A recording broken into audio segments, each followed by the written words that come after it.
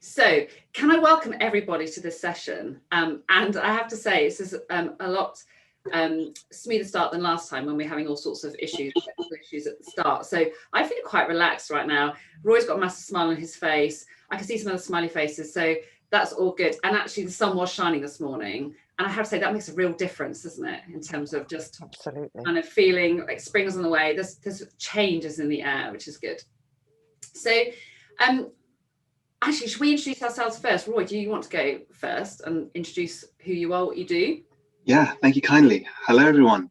Good to see some familiar faces and really lovely to get to know some new ones. My name is Roy, and I recently started my own employment law firm based in Bicester, but I pretty much at the moment act for clients nationwide, which is great.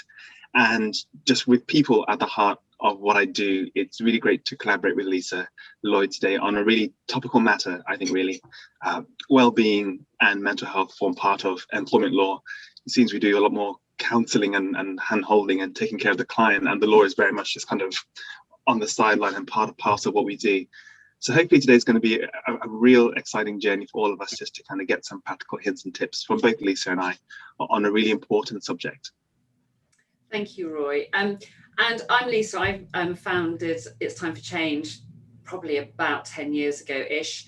And I'm all about breaking down barriers to people being able to engage in life. So that's around well-being and mental health, but kind of much wider than that. So looking at how organisations can get the right culture for people to be able to go to work and be happy and be well and be themselves, and then, you know, feel fulfilled and so on. And I think that's why I really like working with Roy, and we overlap so well, because I know Roy is someone who really puts people at the heart of what he does, and which is my mantra: when we get people right, we get business right. So today's a real kind of connection with what we do, bringing well-being together, which are not necessarily two subjects that people would normally put together.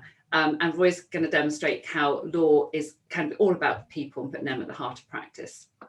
So when I think about all the sessions around, I love this picture, because, you know, we talk about, you know, having all your ducks in a row, and that's kind of synonymous with that sense of being efficient. And we know what we're doing, we're organised, we're prepared, and so on. And we kind of spend a lot of time planning that for our businesses, but we don't necessarily think about the people at the heart of that. So we need to have employees starting off that whole journey. And we know that right now, COVID has had such a massive impact on where people are at. And everyone's really aware of that. And everyone knows they should be doing things differently, but don't necessarily know the how or the what they should be doing. And I guess we're thinking about the kind of the psychological mental health well-being view, but we're also thinking about the legal perspective. There's a whole business perspective in this. There's the whole moral responsibility in terms of why we need to really be thinking about putting people first and meeting their needs, whatever they are. And that comes into looking at mental health well-being and the legal responsibilities. So we're going to be thinking about three things. One is about the mental health well-being side. And by that, we mean the kind of holistic approach to that. We're not talking about mental illness.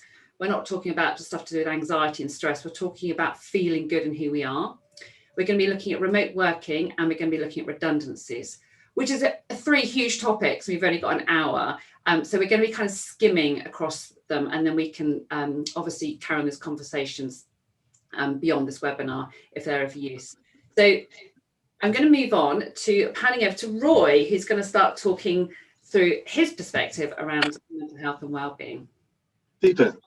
Two really important things in terms of the scope of why we're talking about this today. Why exactly does this matter?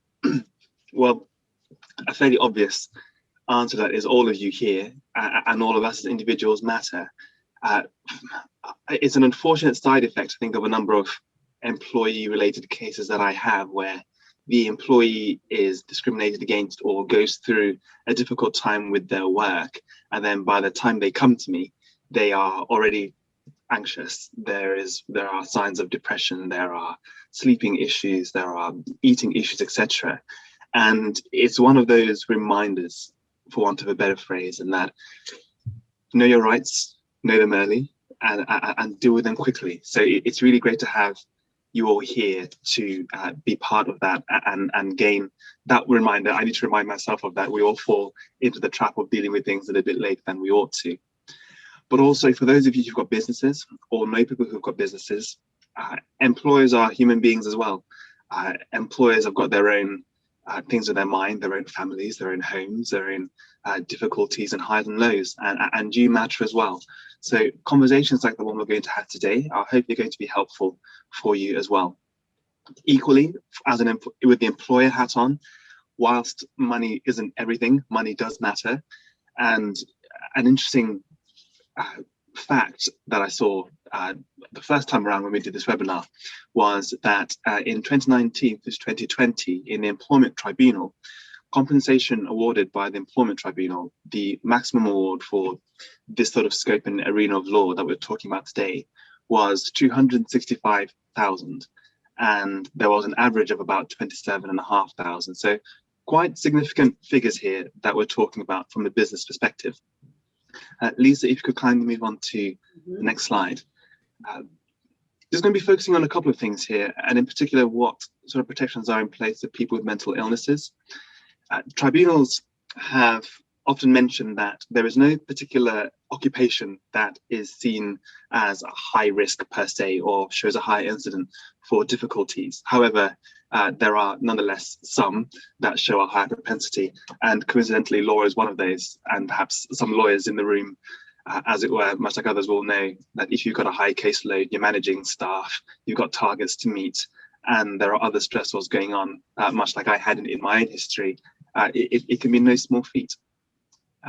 Equally, from a common law perspective, I think it's just really important to focus on employers. The key focus is on whether or not the particular harm that suffered was reasonably foreseeable, and whether, as an employer, you have taken reasonable steps to avoid that. So employees, equally, that's something that you ought to have in mind in terms of whatever harm you might be suffering as a result of something happening in the workplace. Equally, as some may know, employment lawyers or those with an employment hat on may know that most employment claims have around 3 months or so in terms of what we call a limitation period. So that's how long you have to bring a claim from the date of the last act. However, as far as things like discrimination or harassment, rather more particularly, are concerned, employers and indeed employees ought to be aware that there is some legislation, that being the Protection from Harassment Act 1997, that gives a period of 6 years as opposed to 3 months, which is a much shorter period of time, in order for you to bring a claim for harassment. As far as mental illness is concerned, at least for the purpose of the Equality Act, it's really important for us to not think of it just as something that is clinically recognized. The Equality Act rather focuses on if it's some kind of condition that has what is called a substantial adverse effect on your normal day-to-day activities. And typically that period of time has got to last for at least or more than 12 months, or certainly one's lifetime. And that threshold is quite low in terms of substantial. So some examples, for example, anxiety or depression, whether that might affect your eating or your concentration for periods of time, then that could quite easily be something that is caught within the Equality Act. So it doesn't necessarily have to be something where you've been prescribed some kind of antidepressant, say, or something along those lines. So employers, you've always got to take note that you've got to make reasonable adjustments to remove any substantial disadvantage. We'll look at that in a bit more detail later on, but the law does oblige you as an employer to do so. And I suppose employers, when you are told that, or where you put on notice that a potential employee has got some kind of disability, and that can even be really subtle. For example, I had a case last week where the employer came to me with a query by saying, well, hang on, in the application form, in the disability section, we have yes, no, or prefer not to say. The application form said prefer not to say, and so we just didn't do anything and kind of cracked on with it. And it then transpired after the interview that the applicant who didn't get the job said, well, hang on, why didn't you kind of explore this further? And the employer said, well, we weren't aware. And the intricacy there is that sometimes, and it's understandable, sometimes individuals may not feel comfortable just disclosing outright, oh, by the way, this is my disability, here you are on paper, before I've even had a conversation with you. So the onus is very much on the employer to sometimes begin that conversation with people, particularly where it says, for example, prefer not to say in the have you got a disability, for example, slot. So that's, I suppose, something quite recent and practical to bear in mind. I've also got a case here of Jay and DLA Piper. Lawyers quite clearly equally can get it wrong. Jay was a barrister who worked for several years in a city firm, and she had experienced depression on and off for a number of years, about 5 years or so. And coincidentally, she'd also been treated by her GP for this. Now, she had decided to apply to DLA Piper. She aced the interview, she got the job, and after she got her offer of employment, she decided to disclose the medical condition. And in a bizarre turn of events, DLA Piper then withdrew the job offer, saying that this was due to recruitment freeze and because of the credit crunch and everything going on. Jay didn't thought otherwise, and her point of view was that actually you have done this simply because I have disclosed my disability. So she brought a claim for disability discrimination. Now, interestingly enough, the Employment Tribunal dismissed her claim because they were of the view that, well, there isn't sufficient medical evidence from an independent medical practitioner. However, the Employment Appeal Tribunal overturned that decision by saying, well, hang on, you've got GP evidence, which is quite clear that there's a propensity over 5 years that this person has suffered from depression, and that ought to be seen as a disability. So Jay eventually won her claim. So with that in mind, if you could please go to the next slide, Lisa, and you'll see here a couple of scenarios. If possible, do please continue to pay attention to what I'm saying, and do also have a read of the scenarios. And you're welcome to please in the chat box give your answers to that. So for example, you can say A3 or C1, for example. You can message me personally or Lisa personally, or just put it in the chat box you're open to. It'll be really interesting to see what your sort of thoughts are in terms of what the answers to the scenarios are. So please do go ahead, do please get involved. And I'm not going to pick on anyone or shout out any names, but I'll just be interested to see what you say. And in the meantime, while we're doing that, some hints and tips along the way.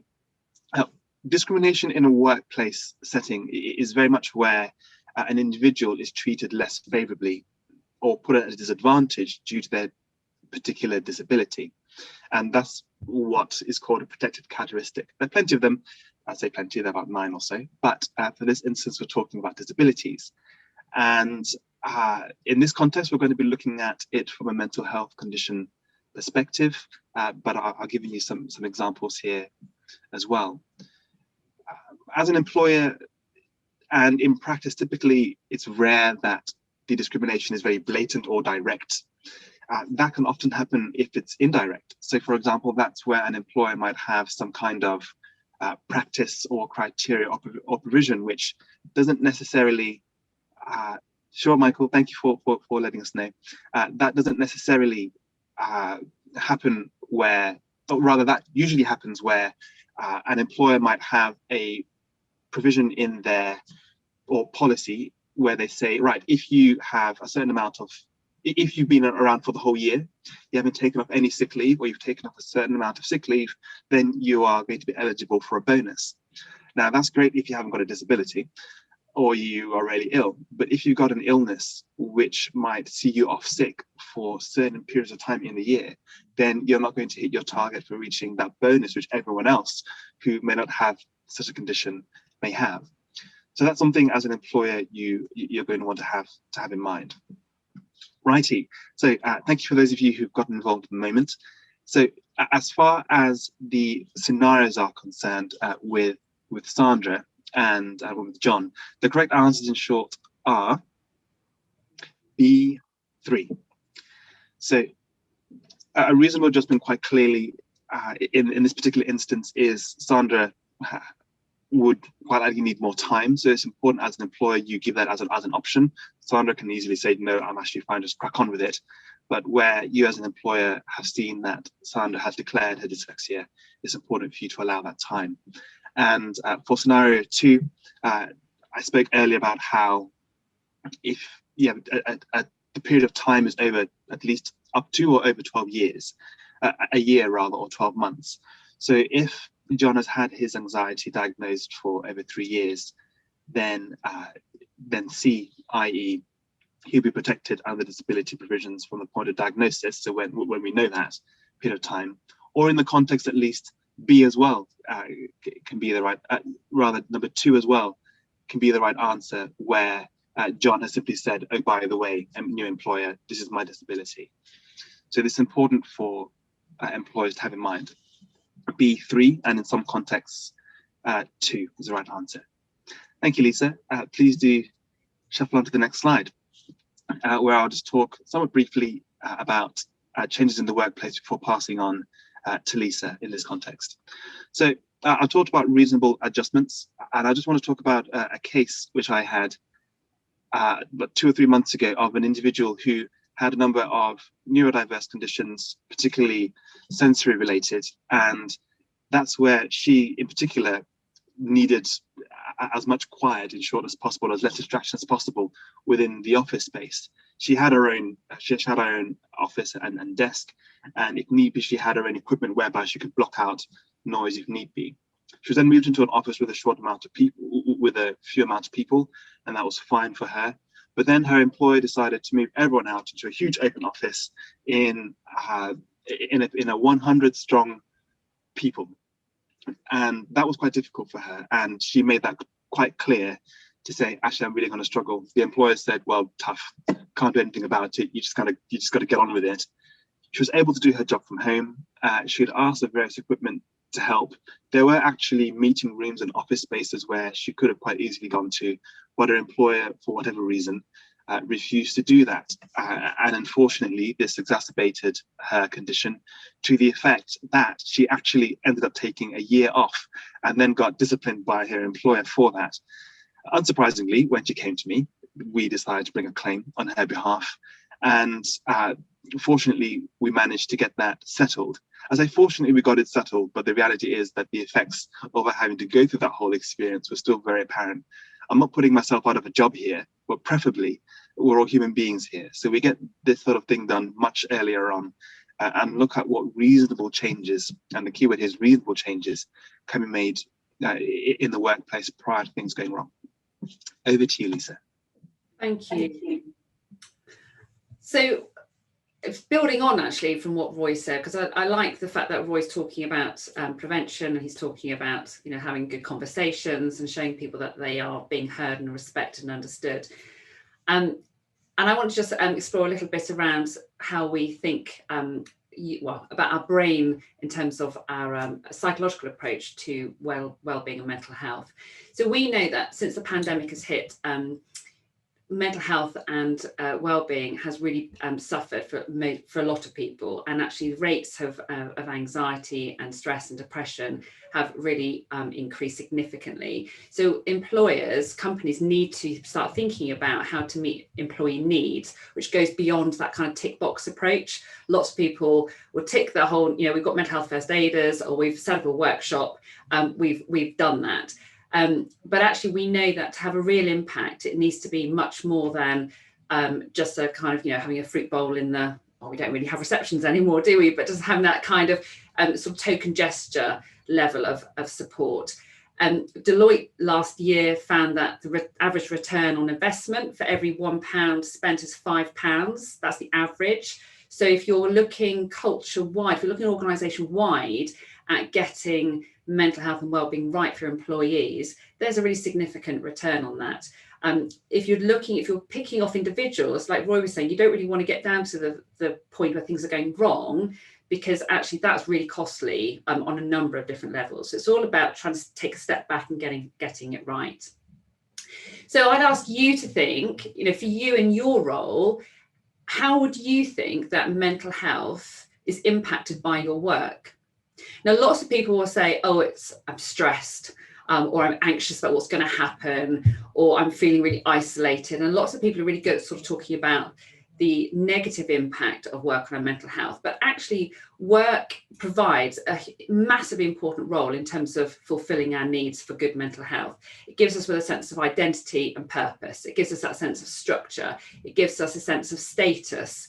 It gives us a sense of achievement. And assuming we are working in the right company, because not all companies will be providing that, we have new opportunities, we have connections, we have development.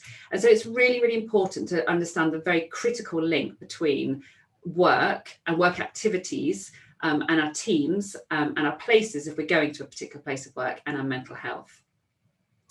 So when we then think about what we typically think about when we talk about mental health and well-being, and as I said earlier, it's not around mental illness, we often don't associate everyone we're talking to, everyone we're connecting with will be on a continuum of mental health and well-being at any given point. We tend to just look at someone and see how they're presenting in that moment and just make automatic assumptions about how they're doing. But it means that we often only see what we're choosing to see or what others are choosing to share with us. So we might have that sense of seeing someone and thinking, yeah, they're fine because they're smiley. And actually you don't realise that behind the scenes there's a whole lot of other things going on. You might not realise that they've got all these concerns. And that's the reality right now. Earlier this week, I wrote an article on financial well-being. The impact, it's just phenomenal. It's astounding, it's astonishing, it's really worrying. Financial worries are how they're impacting on people. So when people, this is the reality for most people, it will impact on them, that sense of overwhelm at times, that sense of anger, that sense of shame. And you think that, we're all affected in different ways, but we have to be mindful of the fact that at points there will be people experiencing, and the figures in the report I wrote show quite clearly that the majority of the workforce are worrying about their financial situation at the moment, or worrying about relationship issues which have escalated since lockdown. When we're preoccupied with this sort of stuff, it does have an impact on our ability to engage, our ability to engage with our work, our ability to engage with each other, our work relationships, our performance, and so on. That's a real issue for workplaces. So it's not something we can just park. We have to take this quite seriously. So in terms of what works, we need to take individual responsibility as well as the organisation taking responsibility. And I always talk about it as being something that has to be holistic. You can't put all the onus on the employer to say, well, you've got to be looking after me, and I can be quite passive in it. And yet I can't be doing everything I can yet, and my employer just saying, well, it's my job to sort out. So we need to have a very holistic approach to thinking about mental health and well-being. And we have to prioritise self-care. And we have to, then the reason I say that is there was a study done, I think, at the end of last year by Leesman, who said that, or who found that 80% of the workforce feel supported to take a break, for example, during the workday. So that's pretty good. Most of the workforce feel supported. Yet only 55% of employees were doing that. So although, and that's a good example of people feeling supported to do the right thing, but people are not taking responsibility for doing that. And then you have to start asking the question about why not, what's getting in the way of that. But it's going back to what Roy said earlier, it's about having the conversations, because as soon as we work out what those barriers are, we're then in a better position to be able to do something about them. So I'm just going to take you through just some strategies or some suggestions about where you might want to start thinking about what works with your teams and for yourself. So an emotional needs, I've got a link on here to emotional needs audit. Our emotional needs are the sense of connection and security and attention, status, feeling good about ourselves, achievement, and so on. So it's about understanding how well those needs are being met for us. We're not expecting it to be perfect, particularly right now, but they've got to be met well enough, otherwise they impact on our mental health and well-being. And some companies will use an emotional needs audit, which is really simple. It's a free tool you can access, and it's a conversational piece. It's much better to have a conversation rather than just send it out to everybody via email, to say, actually, what are we doing as a company to meet your need for recognition, status, security, control, and so on? And what could we be doing better? Sleep, I've got a link here to an amazing sleep guy, Nick Whitten, who talks about the importance of getting sleep right. And again, it's one of those things about like financial well-being. So many people undervalue. They know they should be thinking about it, but they don't really spend the time, and they don't really know how to improve their sleep. But again, it's a really big issue. There's a report that Nick shared, which shows it's a RAND study, which shows that the lack of sleep is a $50 billion problem for business. It's massive. So again, this is something, it's not a kind of, well, that happens at home and it happens outside of work hours, therefore it's not our problem. Everything that happens to a person that impacts on their ability to be their best is something to do with the company and their responsibility as well. We need to look after people as whole people. Then got a little bit about training. So for example, think about what training have your employees had, what workshops have they had where they actually understand what mental health and well-being looks like for them? What does it look like when they have good mental health? What does it look like when we are in a good place? Rather than just waiting for things to go wrong and then everybody hears about stress and depression and anxiety, what does it look like to feel well? And how can I take greater control of that? Because if everyone was armed with that bit of education, that bit of knowledge and those skills, then automatically our workforce would be in a better place. We've got engagement action plans, which are a really good conversation piece. Again, there's a theme going through this about having conversations, which helps people identify what gets in the way of people being able to be their best. What gets in the way of people being able to engage? Because once you understand that, you can then start to break down some of those barriers. It's just an outline of a conversation you can have for where some people aren't very confident in terms of asking those questions and having those conversations. Signposting sounds really obvious, and we all know about the charity, we all know about Mind and the Samaritans and so on, but actually who do your employees know they can go to if they want to just talk about something, if they're feeling a bit overwhelmed, if they're feeling worried, whether it's about finance or their workload or colleague relationship or feeling disconnected because of remote working. And it might be about the line managers, or it might be about mental health first aid, or it might be about someone outside your organisation, but how are you letting people know where they can go? Because if we can have the conversations early, we reduce everything escalating. Think about what you've got in your company already. So loads of people have got people like mental health first aiders, which are a great resource, but they're so often untapped. So I talk to people who say, yeah, I've got this amazing team of 12 mental health first aiders. And then I ask, great, so what's their impact? Oh, I don't know. And how are they kind of really promoting their role? Well, they don't really, because we don't really know how to do that. And how does it fit in with everything else going on? It doesn't. They're people know who they are and where they can go and find them. That's not enough. So it's about making sure that's part of your culture, but also making sure that they're feeling confident in what they're trying to do in their role. They're employees. They're just normal people like you and I, and yet they've taken on a really important responsibility. And right now they might be feeling out of their depth. So I know, for example, I've done some training recently, the Department for Trade, around suicide and about addressing mental health needs on a kind of very broad level for their mental health first aiders who were panicking, saying, we hear in the press all the time, mental health needs are really escalating. And I'm really worried if someone knocks on my door or phones me or wants to chat, what am I going to say to them? And it's a very lonely job, so we need to make sure they're supported.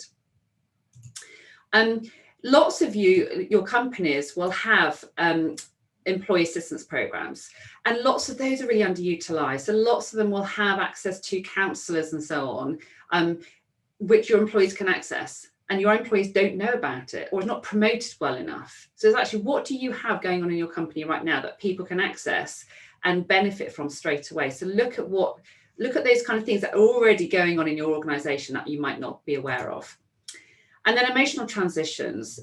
We've got Amanda Page on in this session, who is amazing at doing all this, everything to do with change. And we do a lot together on the emotional side of, our emotional resistance. It often shows up as resistant behaviour. Why is that person being so snappy? Why are they digging their heels in? Why are they not just getting on and doing what I've asked them to do? And it's a normal response of normal behaviours that we should actually come to expect of people when they're going through change, if change is not being dealt with particularly very well. And we talk about change management programs and so on. Amanda and I tend to talk about change leadership. It's that leading people, and then people follow because they're all on the same page. So it's really important stuff to start to think about. That's just kind of a snapshot of some of the things that you can do. So moving on to, I'm going to move on if my little clicker clicks on, not that fast. Remote working, something that's obviously really relevant for everyone right now. And if you think back to when I was talking about the role of work on meeting our emotional needs and that sense of connection, that sense of status, feeling good about ourselves, that sense of achievement and so on, working from home means that the normal ways of getting our needs met are very much under threat. So we no longer have that sense of connection with people. The study, I think it was carried out last year, found that 16 to 29-year-olds are the most affected by loneliness. Now, pre that study, lots of people thought it was just old people who are stuck at home. It's not. And we have to kind of look at what impact is remote working having on each of us. Knowing that actually when we're working from home as well, is when we tend to, our imaginations go wild because we don't have the sense of perspective with other people. So we don't have that sense of checking in and just kind of reassessing what thoughts going through my head. Our imaginations run wild. Like everyone else is doing better than me. Everyone else is being noticed for what they're doing. Everyone else is achieving more. And we tend to catastrophize a lot more. So we need to really, we need to start asking people about how they're doing and if they're feeling control, one of the key emotional needs, and what we can do differently to support. So taking stock, think for yourself about where you are on a scale from 1 being kind of the deepest depths of despair and gloom, and 10 being kind of bright and sunny and in a great place. And I often ask people to stop and pause and just take stock, because then when we do that, we can start to really understand what's getting in the way. For example, if I'm a number 8 today, why am I number 8? Why am I not number 7? So what am I doing right? What can I do more of? Why am I not yet a number 9? And it's about recognize that working from home is not simply doing the same job in your home. It's a completely different experience. Remote working will impact on us very, very differently when we're working at home. So we have to take consideration of what's going on in our brain and identify where we are, what we need to be doing differently, but being compassionate, not expecting to be a 10. That's slightly off the radar right now.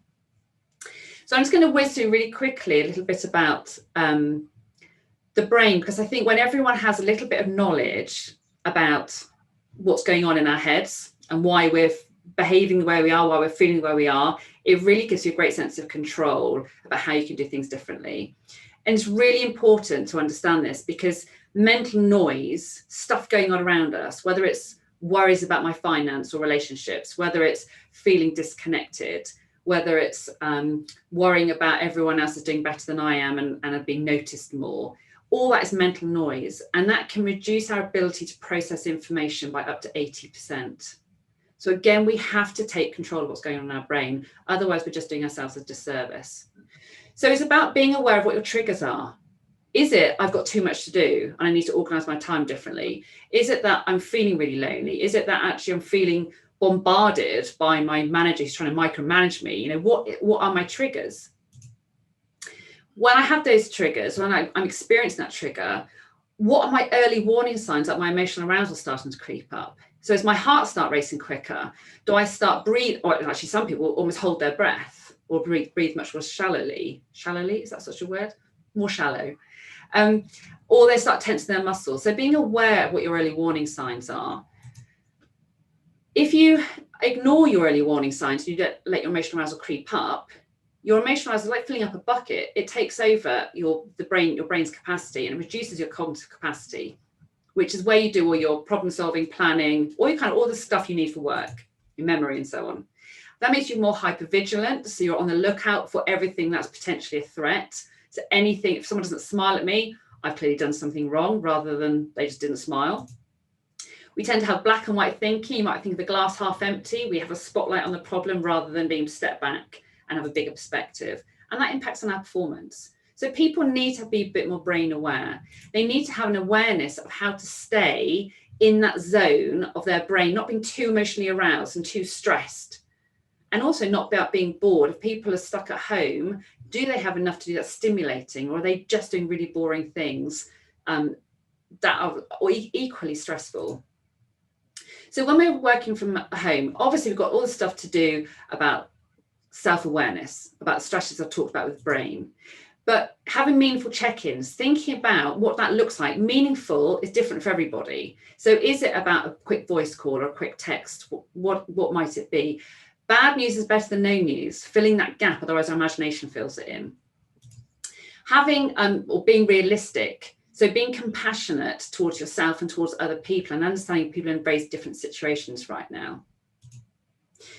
Creating routine and boundaries, so avoiding that always on, which we tend to do too much. We tend to, like, we've got this huge, we've got the ability now just to work non-stop because we're doing it from home. So making sure you've got the boundaries. Pomodoro technique, having 25 minutes on, 5 minutes off, it reduces the brain emotional arousal, so it improves your performance. People say, I haven't got time to take a break. It works better. We know the benefits of exercise and connection. Only, again, the Leesman study in December 2020 found that only 65% of people feel connected to colleagues, because of the way we work at the moment, and that's not helped by the lockdown. Clarifying purpose and meaning of roles, again, that's changing significantly in the moment in terms of what's important right now for my company. What does my role look like? Is it the same as it was before? Are we heading towards different goals? What does that look like? And being conscious, as soon as we're conscious about where we are right now and how we're moving forward to achieve get closer to my number 10 on my scale, it puts us into a position of control. And again, I just put some links on here to some resources that can be helpful for managers, because a survey by the CIPD showed that HR professionals are not confident in line managers' ability to meet the changes in their role about meeting employee needs. So only about half believed in the importance of well-being. Only a third of them had sensitive conversations and were able to signpost to expert help. And only 25% of them could spot early warning signs for poor mental health. So actually managers are a key place to start thinking about how to support the wider team. But remember, your managers are people too, who have their own set of needs. Right, now hand over to Roy. Right, thank you very much. Perhaps some familiar photos and scenes for all of us in some capacity. Hopefully not too many of us in the sort of pyjama / formal top. I can confirm that's not me today. And also, I haven't got a baby strapped to me this time while trying to work. But I thought this section would be really helpful just to kind of myth bust a couple of FAQs that I get and share with you. You might know people who've got similar questions, or you might have the same questions yourself. So let's just explore these. So the first one, typical question I often get asked is, if we ask some people to work from home, do we have to offer them a new employment contract? The short answer is, the lawyery answer is, not necessarily. Although it would be advisable in all seriousness just to do so, unless such a change is already worded in their contract. In other words, for example, if you have an employment contract that says your usual place of work is X, but you might be required to work in ABC or other areas, then in the most part, then that's fine. Just have something else recorded in writing elsewhere via email or otherwise to know that that person is working from home. But if someone has an employment contract where it stipulates they must and can only work in a particular place, then yes, then it is necessary for an amendment to that employment contract. And then, of course, by all means, COVID is not going to last forever. When it all comes and goes, then fine, you can amend that if need be. But that's something that's quite important to note, because I suppose what you don't want as an employer is to set a trend or a precedent so that once COVID does eventually come and go, your employee says, well, hang on, well, I've been working at home for all this time. Why are you now forcing me to come back into work? Because actually, I quite like working from home, and I can work from home, and I've been able to do so for all this time. Why are we now having this conversation? So certainty is better in this instance. Next, can we cut the pay of people who work from home? Only if your contract of employment allows you to do so. And in this particular context, it's where, for example, if someone working in the office means that they are paid more because, for example, they might live the family might live far away, the family home is far, but they are paid to work closer by some kind of relocation expenses, etc. So again, there are contexts where this particular question may not be as obvious as it may come across, but as an employer or as HR advisors here who are maybe advising employers, that's something that you're going to want to take into account. Next one, please, Lisa. So a couple more for us to think about, and again, a couple more scenarios which might be familiar to some of us. Although I know at least one person here has got some ducks from time to time. Hopefully you haven't got ducks walking across your your laptop, Mr. Wisdom. Actually, they are there, Roy. You're right. They're outside. I won't say what I said the first time you told me you had ducks, because it's being recorded, but you do know. So moving on to the third question. So someone who's been working from home is refusing to accept a promotion because it might mean coming back to the office. Can an employer force them to come in? In theory, yes, again, unless you've given them a contract which says otherwise. So, or unless indeed, just thinking out loud, you've reached another agreement verbally. Again, as an employer, you fall into the predicament where, looking at the contract, if it doesn't stipulate otherwise, your employee's been working from home for a certain amount of time, and they haven't got to take the promotion if they don't want to. You can't force someone to take a promotion. But thinking humanly and thinking consciously, while it's up to the employer typically to decide where the employee works, in practice, you've got to ask yourself whether it's worth it. If your employee has decided, actually, I do have the ability to do my current role at home, and actually I'd rather do this than take the promotion if it means having to go back to the office for more time than I am at the moment, then as an employer, you don't want to end up in a situation where you end up falling out with your employee. And then that employee who is clearly quite good enough that you wanted to promote, you end up falling out with that employee, and that employee ends up going off elsewhere. So be practical in this particular scenario. Next, if we get an employee to work from home, do we have to cover their expenses when they travel into the office? Really topical question, to be honest, and that frankly is a matter for negotiation. Some organizations do, and some don't, but I suppose it could be reasonably argued by the employee, and hang on, if my normal place of work right now is working from home, and I've got to travel to see X client in the office or someone else elsewhere because I don't want to see them in my own home, or I don't want to see them in their own home, then you actually ought to cover my expenses. Just like, say, if an employer had an office in Bicester and then another office in Banbury, well, typically, most of the time, the employer would cover the expenses. So it's arguable in that case that the employer ought to cover the expenses where an employee is traveling from their home to, again, somewhere else. Thank you, Lisa. If you could kindly move on to the next slide. Oh, again, sorry, I think we may or may not have mentioned this at the start. Some of you may have questions. Please save them to the end, and by all means, we'll certainly catch up on them then. So, redundancy. Again, we probably all know someone who's been made redundant, or at least maybe going through a particular redundancy. The purpose of this isn't to have a big discussion. We certainly haven't got the time for it, but to go into exactly what redundancy is and what you should do and all the kind of steps. But certainly in brief, redundancy is a potential fair reason for dismissal of employees, and there are statutory guidelines in terms of how employers ought to be going throughout this manner. Typically, and certainly in light of the pandemic, employers still need to show that there is no longer a requirement for that particular role, or the amount of people who do a certain role are not necessary anymore because of either there's been a reduction of that particular work, or indeed sometimes it's just that that particular office might be closing, and then there's got to be some kind of restructure, which might mean redundancies have got to take place. And certainly, unfortunately, at least right now, in light of the pandemic, redundancies are becoming much more commonplace. But employers still need to be aware that you are doing so properly. There are different rules if you are contemplating on making more than 20 or more redundancies, but we're not going to be talking about that in this particular session.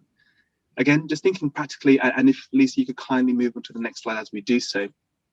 Employers and indeed employees, you should take note too, just really need to think about the practical steps that need to happen in terms of redundancies.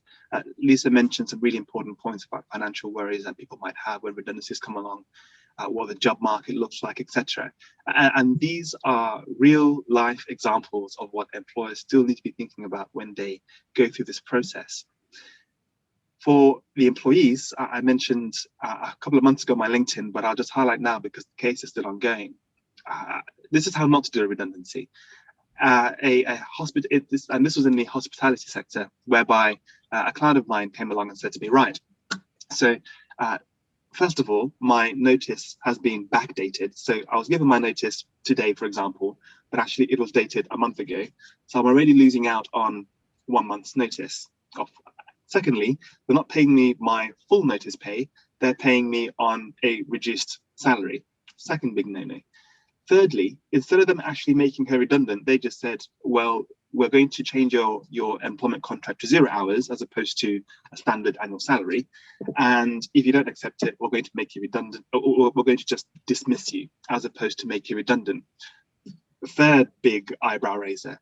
And till this day, till presently, an employment tribunal will decide otherwise, but until this day, the employer is still holding on to the fact that they've done the right thing. And it doesn't take anyone with an employment hat on or anyone with common sense to know that actually those are some real big red lights that ought not to happen. So again, we might all know someone who is in this predicament, and you're welcome to get in touch indeed if you want to have a brief discussion around that. But at least for the purpose of this webinar, here are some practical examples of what we should be looking out for. Over to you, Lisa.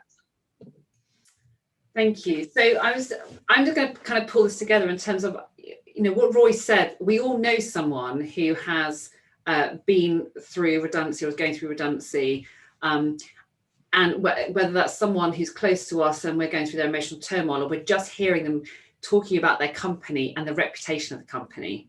And so when within my role, I don't get involved hugely with redundancy, but it's more about the kind of fallout of it on emotions and in terms of people's ability to connect with their workplace, in terms of the reputation of companies. And it's really interesting to compare the different experiences. So some of you will be aware of places where redundancy has been handled really, really well. And people have had really good conversations. There's been open communication that's been sort of two-way leading up to that moment, that announcement, opportunities to ask questions. People have had sort of outplacement support. So yes, we're making redundant, but what can we do to support you in terms of where you're going to go next? What are your strengths?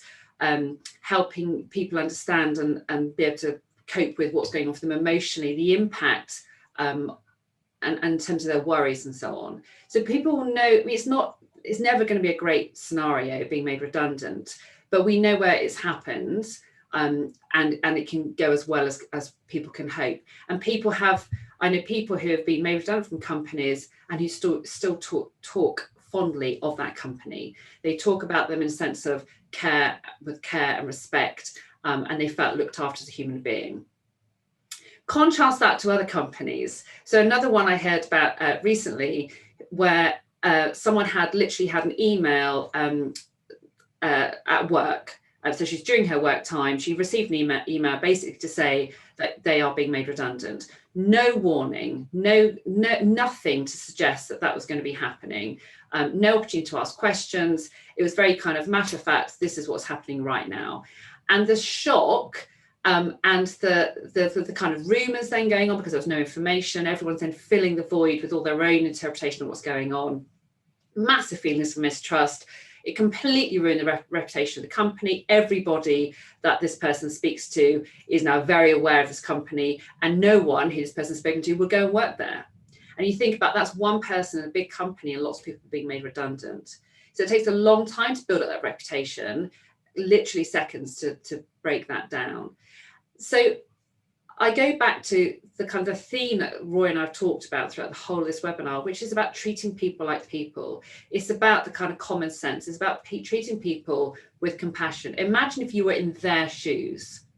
And I know culturally we can all be slightly different. My husband had an experience recently where he was on the wrong end of some really, really poor communication about his role. And actually transpired that because the messaging came from the States, they have a very different way of communicating, and they didn't think about how to have the kind of broader conversation. Luckily, that company took on the feedback and they said, yeah, actually, we got that wrong, and this is how we're going to make it better. But it's very important to be aware of how we communicate, and just treat people. Imagine you're in their shoes and how that would feel. So I've just put a link on here to some advice, an article I wrote a while ago, which has got sort of 14 steps for companies to think about in terms of what your culture is about. Culture is such a massive concept. It's just basically how we do things around here. And if you take it back to the basics of, it's just who we are, it's how we relate to each other. There are some concrete steps in there, which some of that might be of use to you, just in terms of thinking about people in the wider sense. If you get the culture bit right and you're interested in that, the redundancy bit will be a lot more successful, because it'll be in your nature as part of your values anyway. So in terms of where we're at now, Roy, we've got time for questions and answers, which is great, because we normally run out of time. Quite.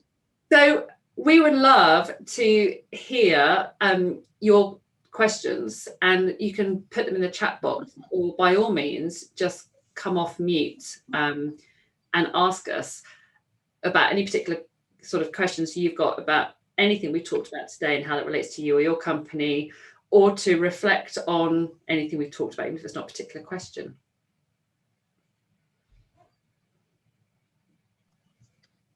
So Amanda here, I think there are going to be challenges, aren't there? I think in 2021, Roy, you talked about some employees are enjoying. They found a great way of working. They're efficient. Their performance is still high. They have all these resources available to them. You know, they have a good space for working, and they just don't see the need, you know, to go back. And yeah, maybe once or twice, but it wouldn't be a regular thing. And then you have others that just can't wait to get back to work, and because they're fed up with being in their little multiple sort of bed flat, you know, but sort of flats in a building. And then you have some who, you know, very concerned about doing it. I mean, how are employers really setting themselves up from a legal perspective with that, if at all? I guess it's, and I hear a lot hybrid, but do we really know what that looks like, what companies are actually doing yet? Yeah, I think that's super. And I think employers have got a real difficulty on their hand in terms of what flexibility looks like. I think pre-COVID, we're all used to the natural expectation of, I am expected to go into the office, and working from home was a real sort of, like, oh, you work from home? Oh, remote working? Oh, okay. Well, even if I've got that option, I'd rather come into the office anyway.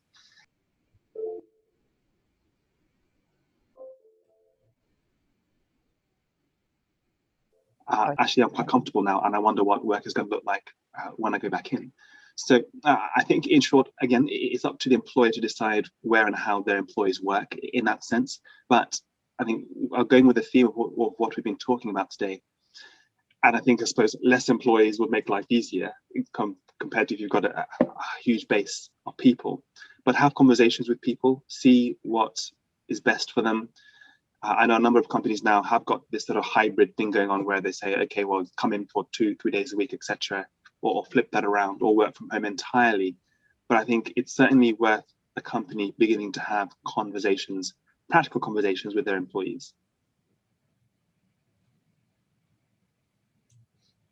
Can I just apologise then? My screens all just went off in the middle of that. So I'm hoping everything just went blank and I've just reappeared. So I had a moment of kind of looking utterly shocked. I'm not entirely sure what happened. I'm back. You've been here the whole time. Yeah, nothing changed this end. It was, yeah. I'm glad you were talking then, not me, Roy. But I think it's a really interesting one, that whole, I remember talking to an HR person once who was almost talking about, you just get the stick out, you just tell people, this is what the contract says, this is the bottom line, this is what we need you to do.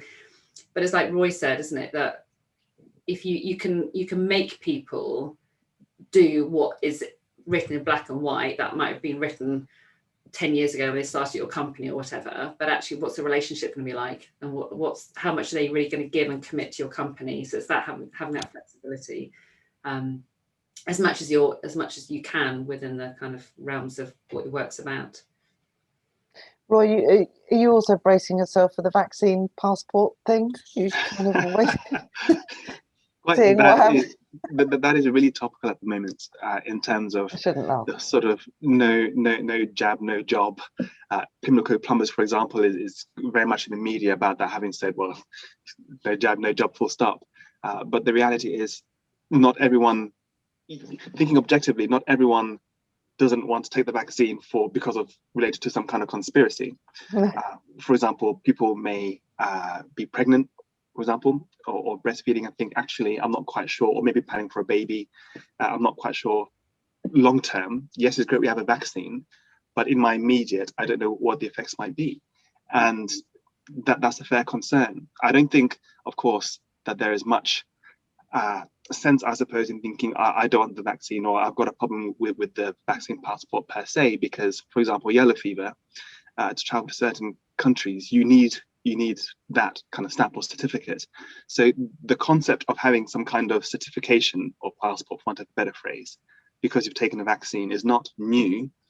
But I think companies, again, need to have a real sense of objectivity when it comes to the vaccine, in light of people might have their own concerns, again, like pregnancy or conditions, etc., which they might not necessarily want to just air out for whatever personal reason. Hello both, it's Tim. Roy and Lisa, excellent presentations before, thank you very much. The employer assistance program is an interesting one. I sign invoices, and certainly in the years I've been doing it, it's been very little used. Now, I don't know quite whether it's up to recently, maybe it's more a question for Lisa. Is there evidence people are using these EAPs much more than they used to just now?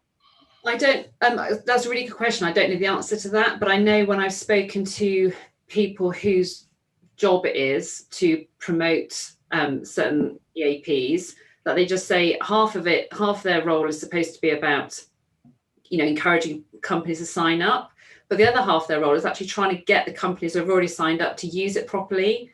So I don't know, unless someone said to companies, look, you've got this amazing resource and are you aware of what it can offer you, and give them a reminder. I suspect people aren't, because it almost needs people to have that nudge and say, have you remembered you've got this amazing resource, you're paying for it, go and use it. I don't think people, from when I had a conversation with someone last year, it was massively underutilized. And I think it's one of those things, we're all so busy. Do we sit back and think, oh, what have we got going on that's probably not being used well enough? I think we tend to just work with whatever appears and surfaces most and kind of seems to be the biggest priority, rather than actually looking at the underutilized resources we've got. So it'd be definitely worth checking out. I think it's such a positive thing, but perhaps over to you, Roy. If an employer has to defend themselves, if it goes down due process, it's actually a really good thing to have, isn't it? So you offer to the staff an employer assistance program and the opportunity to use it in that way. Yeah, certainly. The more that an employer can show actually we're being really proactive in trying to help the employee, the better. And I think on that, for me, it's about, when I talk about signposting, it's to people, who you can talk to and offload to and get advice from and so on. But it's not just about, the obvious stuff about I might need to speak to a counsellor, or I might need to speak to someone about my mental health. It's about, where can I go to get advice on financial well-being? Do employees know where they can go and get some education or get some help with their finances, or their housing concerns, or their relationship concerns? So it's about having, being able to signpost them and show you're doing as much as you can for that person as a whole. But my screen's just gone blank. Hi, It's all right. Claire here. I know I don't have a face on this because really you don't want to see the room I'm in, but never mind. We have a small business and we are very supportive of staff during this time. We've got access to a mental health helpline. We have individual conversations with people in challenging situations. So I'm confident we're doing what we can. But we've faced challenges where, to be honest, some, and it is more junior members of staff, have started basically playing the mental health card whenever they don't want to do something that's part of their role. We faced this last year with somebody saying they didn't feel they could come back to work because it just didn't really fit with their lifestyle, and there were all sorts of things like that. And it's a really difficult tightrope to walk between being responsible and considerate of people, whilst not, as a small business, taking on problems like this, that we can't just carry people. We have to make sure we all work together. So do you have any advice on how to navigate that sort of situation? Yeah, sorry. Lisa. Oh, no, I was just going to say, I know that's quite a common scenario for a number of companies right now. And I think where I've seen companies dealing with that quite well is where they've had lots of conversations with that individual to work out what they feel that they need adjustments with, like what do they need in terms of being able to engage. So it's not about saying, well, that's where you are and I just accept, I'm going to take a step back and just let you get on with whatever you want in whichever way you want, but it's saying, actually, how can we support you? What do you need? And then actually seeing that person being able to engage with that actively. So it's about working through that, kind of finding the reasonable adjustments that work for both of you, and then both of you being able to sort of making progress towards actually putting that into place and achieving that, rather than the employer doing everything they can to make reasonable adjustments, and then the other person's not, just sort of still sitting back and saying, actually, that's still no good, still no good. And I know some small companies who don't have their own HR people have got some great HR people from different consultancies involved, who have been really, really good at having those kind of conversations and helping small companies draw the line on what isn't okay, rather than the employer having to make those decisions, because they can be quite tricky, and actually having a third person can be quite helpful. Legally, I might have said entirely the wrong thing, Roy, so I'll hand over to you now. No, not at all. Very, very practical steps, and I certainly concur with that. Coincidentally, Claire, I'm advising a company at the moment who have got to defend a claim brought by an ex-employee who had said, oh, by the way, I've got X condition and I don't want to do various parts of my role. And indeed, as Lisa mentioned, conversations were had, and for whatever reason, the employee still didn't really improve in terms of performance, was still turning up late, was still quite lax even when turning up, and things weren't really getting done properly. And the employer eventually said, okay, listen, we have done our best. We have tried to have our conversation, but unfortunately and quite clearly, this relationship is not working out. So the employee was eventually dismissed. And I suppose part of the difficulty is that an employer can sometimes feel damned if I do and damned if I don't, because in this particular instance, the employer is now having to defend the claim. Now, the look at the statement, having a look at all the evidence, the claim is completely meritless. And while it's appreciated that as an employer, the employer still has got to fund the defense of that claim, there is still a protection to the employer, because at least they know legally they stand on the right foot, and their PR, all being well, when it gets before a judge, is not going to be damaged because the case is going to go in their favor. But employers, unfortunately, because the prerogative is very much on the potential claimant who's bringing the claim, can sometimes feel a bit on the back foot. But practically, take what Lisa said to hand. Indeed, companies do not have HR as part of the employee network. Then indeed, there are consultants out there. Tim, who's one of them, and there are plenty of others whom we know too. But certainly, if it gets to a point where you're thinking, oh gosh, I certainly need some legal advice, I'm happy to have a conversation with you, Claire. Sure, thank you. I think it just sounds like we keep on those conversations, and I assume also record them so that we keep that record, then that leaves us in a good situation for whatever might happen. But thank you very much, both of you. Gladly. Go on, Tim, are you going to That's a really, my apologies, that's a really great question, Claire, because it's not just always about the individual, it's about the impact it has on the other employees as well. So sometimes I think employees have to take a stance just to keep some sort of normality going for the rest of the business. Thank you. So are there any other sort of burning questions? I'm just aware we've gone over time, which I'm really shocked at, Roy, because you're really good at timekeeping normally, like you're super efficient. So I'm feeling like we're engaging too much in conversation. Although it's good, they're good questions. Yeah, certainly. And I would, has anyone got another question they want to? I know some people have had to dash off because of time. Has anyone got anything else they want to ask? So what I would say is that we're going to be sending the slides and the recording, yes, out to the people who have attended today. So you can follow that up and do carry on the conversation with us. So if there's anything you want a bit more information about, or you're not quite sure about, or how it relates to you or your company, then obviously just get in touch with us.